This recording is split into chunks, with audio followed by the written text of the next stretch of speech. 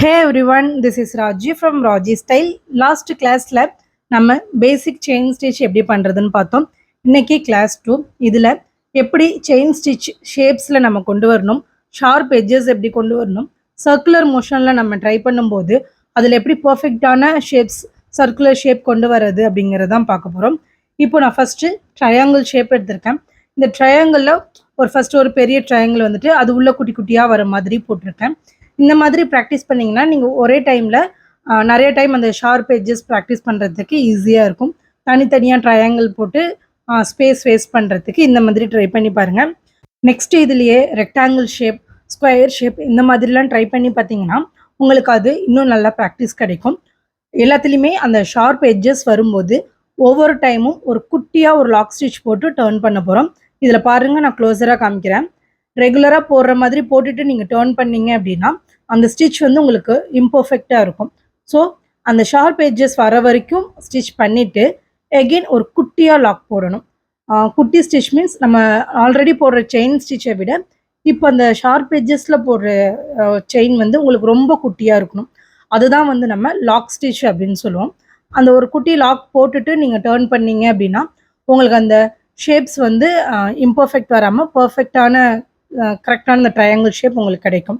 இப்போ திரும்ப இந்த கீழே வரும்போது உங்களுக்கு காமிக்கிறேன்.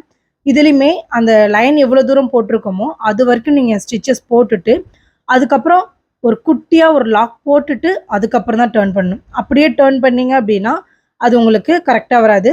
ஒரு குட்டியாக ஒரு லாக் போட்டுட்டு அதே செயின் தான், பட் மற்ற ஸ்டிச்சை விட அது ரொம்ப குட்டியாக போட்டுட்டு டர்ன் பண்ணுறோம். அந்த மாதிரி போடும்போது தான் உங்களுக்கு ஸ்டார்டிங்கில் எப்படி கிடைக்குதோ அதே மாதிரி பர்ஃபெக்டான ஒரு அந்த ஷார்ப் எட்ஜஸ் கிடைக்கும்.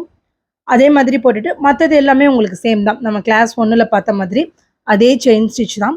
இதில் இன்னொரு விஷயம் என்ன அப்படின்னா, நீங்கள் இந்த டைரெக்ஷன் உங்களுக்கு 3 டைரெக்ஷனில் வருது இல்லையா ட்ரையாங்கிள் அப்படிங்கும்போது அந்த 3 டைரெக்ஷனுமே நீங்கள் கையை வந்து சேஞ்ச் பண்ணாமல் நீங்கள் எந்த இடத்துல உட்காந்துருக்கீங்களோ அந்த இடத்துல இருந்தே பண்ணணும். இப்போ நீங்கள் ஒவ்வொரு சைடு பண்ணும்போதும் அதுக்கேற்ற மாதிரி ஃப்ரேமையோ இல்லை நீங்களோ மாறிக்கிட்டு பண்ணக்கூடாது. நீங்கள் ஒரே இடத்துல ஸ்டேபிளாக உட்காந்துட்டு உங்கள் கையோட அந்த நீடில் ஹேண்டில் பண்ணுறது தான் நீங்கள் எல்லா டைரெக்ஷனுக்கும் மூவ் பண்ணணுமே தவிர ஒவ்வொரு டைமும் நீங்கள் ஃபுல்லாக உங்களுடைய நீங்கள் உட்காந்துருக்க பொசிஷனையோ இல்லை ஃப்ரேமையோ சேஞ்ச் பண்ணி ஸ்டிச் பண்ணக்கூடாது. ஓகேவா? அதை நல்லா ப்ராக்டிஸ் பண்ணிக்கோங்க. ஏன்னா பிகினராக இருக்கும்போது உங்களுக்கு அது கொஞ்சம் டிஃபிகல்ட்டாக இருக்கும், அந்த எல்லா டைரெக்ஷனும் ஒரே இடத்துல உட்காந்து போடுறதுக்கு. ஸோ அதை ஃபஸ்ட்டு நல்லா ப்ராக்டிஸ் பண்ணிக்கோங்க. உங்கள் கை மட்டும்தான், கை ப்ளஸ் நீடில் மட்டும்தான் உங்களுக்கு எந்த டைரெக்ஷன் வேணுமோ அந்த டைரெக்ஷன் ஏற்ற மாதிரி சேஞ்ச் ஆகணும். இதில் இன்னும் நெக்ஸ்ட்டு என்ன விஷயம் அப்படின்னா, நீங்கள் இப்போது எந்த டைரெக்ஷனில் ஸ்டார்ட் பண்ணுறீங்களோ அந்த டைரெக்ஷனில் ஒரு குட்டி லாக் ஸ்டிச் வர மாதிரி போடணும். ஓகேவா? பாருங்களேன், இப்போ இந்த லைனுக்கு நான் கரெக்டாக அந்த செயின் போட்டுகிட்டே வந்துட்டேன். இப்போது எனக்கு ஹரிசாண்டலாக அந்த லைனுக்கு மூவ் ஆகணும். அப்போ நான் என்ன பண்ணணும்னா அந்த ஹரிசாண்டல் லைனுக்கு ஏற்ற மாதிரி அதை டர்ன் பண்ணிவிட்டு அதுக்கப்புறமா எடுத்துகிட்டு போகணும். நீங்கள் அந்த வந்த ஸ்டிச்சுக்கு ஏற்ற மாதிரியே போனீங்க அப்படின்னா உங்களுக்கு கரெக்டாக வருது. இப்போது மேலே கீழேருந்து மேலே ஏறுறேன் அப்படின்னா அந்த மேலே ஏறுற டைரெக்ஷனில் ஃபஸ்ட்டு ஒரு குட்டி லாக் ஸ்டிச் போட்டுட்டு அதுக்கப்புறம் மேலே எடுத்துகிட்டு போகணும். திரும்ப மேலேருந்து கீழே வரேன்னா அந்த டைரெக்ஷனில் லாக் போட்டு டர்ன் பண்ணிவிட்டு டைரெக்ஷனை அந்த நீடியில் நீங்கள் மூவ் பண்ணிக்கணும். ஓகே, ஃபைனலாக நம்ம எண்டுக்கு வந்துட்டோம். இந்த இடத்துல சேம் எண்ட் நாட் பண்ணி நம்ம ஃபினிஷ் பண்ணிக்கிறோம். அந்த லாங் லூப் எடுக்கும்போது ஆல்ரெடி உள்ள லூப் உங்களுக்கு குட்டி ஆகிடும். அந்த குட்டி லூப்பை பிடிச்சி இழுத்தீங்க அப்படின்னா உங்களுக்கு பர்ஃபெக்டான எண்ட் நாட் கிடச்சிரும். நெக்ஸ்ட்டு சர்க்குலர் ஷேப்பில் ஃபஸ்ட்டு ஒரு குட்டி லாக் போட்டுட்டு அதுக்கப்புறமா நான் செயின் ஸ்டிச் போடுறேன். நீங்கள் இதை எந்த ஷேப்ஸ் எடுத்தாலுமே இதே மாதிரி ப்ராக்டிஸ் பண்ணிங்க அப்படின்னா ஃபஸ்ட்டுமே உங்களுக்கு கொஞ்சம் ஸ்டிச் நல்லா ஸ்ட்ராங்காக இருக்கும்.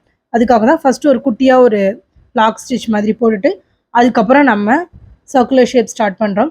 சர்க்குலர் ஷேப்ஸில் என்ன மிஸ்டேக் ஆகும் அப்படின்னு பார்த்தோம்னா உங்களுக்கு அந்த செயின் ஸ்டிச் பண்ணுறது ஒரு மாதிரி படிஞ்ச மாதிரி வராமல் லைட்டாக தூக்குன மாதிரி இருக்கும். நீங்கள் அதை ப்ராக்டிஸ் பண்ணி பார்த்தீங்கன்னா உங்களுக்கு தெரியும். பிகினர்ஸாக இருக்கும்போது இப்போ நம்ம ட்ரையாங்கிள்லையோ ஒரு ரெக்டாங்கிள்லையோ போடும்போது ஸ்ட்ரைட் டைரெக்ஷனில் போடும்போது உங்களுக்கு அது படிஞ்சு வரும், அந்த கிளாத்தோட ஒட்டின மாதிரி இருக்கும். பட் சர்க்குலர் ஷேப் அப்படின்னு வரும்போது அந்த சர்க்குலருக்கு ஏற்ற மாதிரி அது ஒரு மாதிரி லைட்டாக ஒரு டைரெக்ஷனில் மட்டும் தூக்குன மாதிரி இருக்கும். அந்த மாதிரி இல்லாமல் ஃபுல்லாக படிஞ்ச மாதிரி வரணும்.